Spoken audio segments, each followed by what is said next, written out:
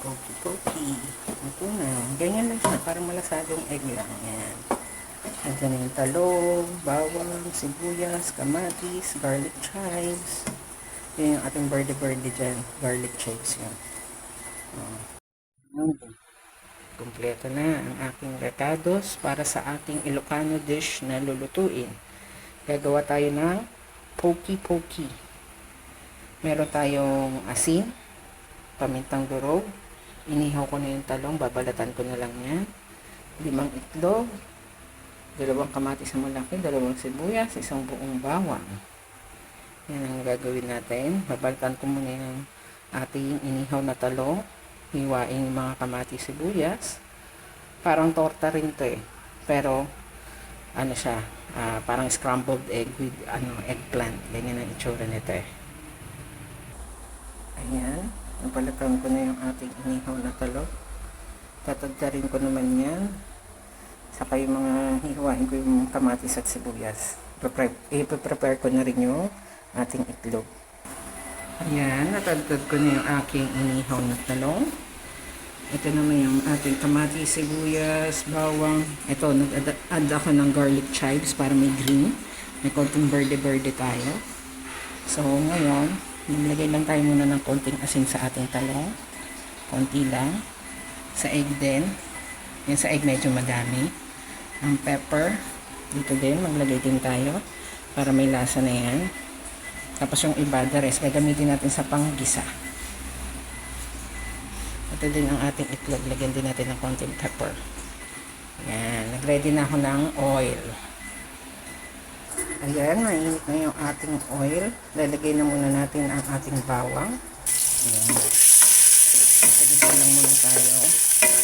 Bawang. Hindi naman natin kailangan sunodin yung ating bawang. Next natin dyan yung ating kamatis at sibuyas. Ayan. Sabay na natin ilagay yan. Sabay na. Nilagyan din natin yan ng konting salt and pepper. Ayan. Hindi naman natin uubusin. Magtira pa rin tayo baka sumobang alat.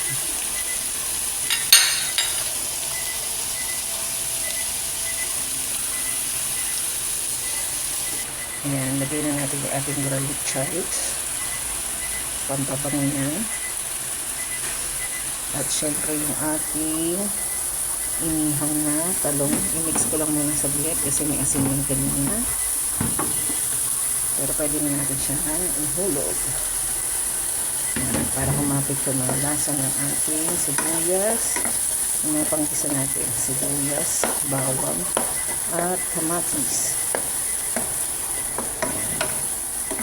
Lagyan natin ulit ko ng pepper. Tiktikman ko muna bago maglagay ng salt and pepper. Ayan, pwede pa tayo maglagay ng salt and pepper. Ayan. Ayan lang natin, mag-isa pa siya ng husto. Saka natin ilalagay yung ating scrambled egg. Ngayon, pwede na natin ihulog ang ating scrambled egg. Ayan. Saglit na lang yan. Luto na yung ating pokey pokey. Ayan. Halo-halo lang natin yan.